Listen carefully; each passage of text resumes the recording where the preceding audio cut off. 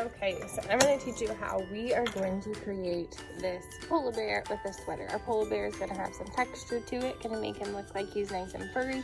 And our sweater, we are going to be creating a pattern. Now remember, a pattern is something that repeats itself, okay? To start this lesson, we're going to fold our paper from the bottom to the top. And then press down on the crease to create that fold, and then unfold it. The top half of our paper is going to be for a polar bear's head, and the bottom half is going to be for our polar bear's sweater.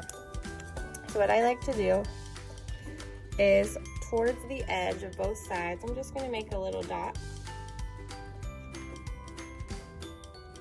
So my polar bear's head is big enough, and I'm going to make an upside down U, a rainbow shape. So I'm going to do that, and I'm going to make that upside down U shape, okay? Doesn't have to be perfect. Then I'm gonna start to add my polar bear's face. Okay, so I've got 2 eyes here. Gonna have triangle nose.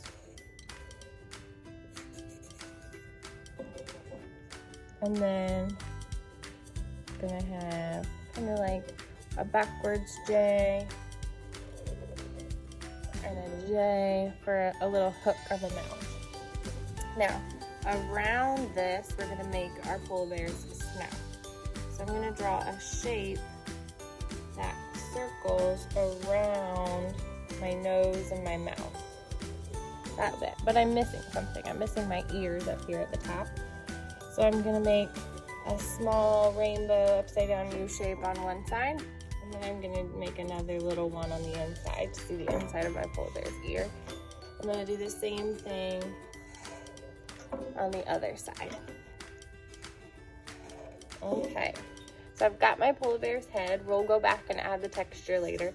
But now is where we're going to add our sweater, okay? So what I'm going to do is I'm going to make not a straight line across here where my fold is, but I'm going to make a curved line from one side of my polar bear's head all the way over to the other. That's for the neck of my polar bear's sweater. Then I'm going to come from one side and I'm going to go all the way down my paper to the very bottom and do the same thing on the other side. All the way down. And I'm probably going to make about 3 stripes to follow that curve of the neckline of my polar bear. Go ahead and add the texture, the lines for our polar bear's head. To create that texture in my polar bear is I'm just using these teeny tiny little lines, okay? These teeny tiny little lines help me so that I can see that my polar bear is furry or fuzzy lines across my polar bear's head. I'm going to start here at the top.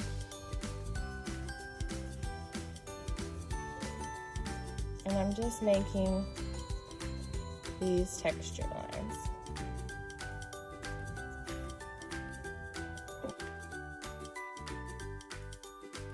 When I get to the snout, I'm just going to stop right here and I'm going to pick up on the other side.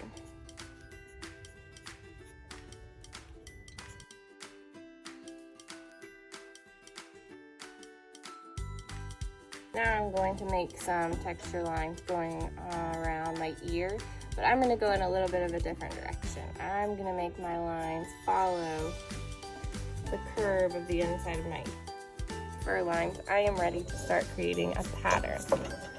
Now remember, a pattern is something that repeats itself. So we are using these geometric shapes, these basic shapes, to create a pattern with a circle and a heart. So to create a pattern, I'm going to start with one of those shapes. Maybe I'm going to start with a circle. And next to it, I'm going to do a heart. So circle, heart.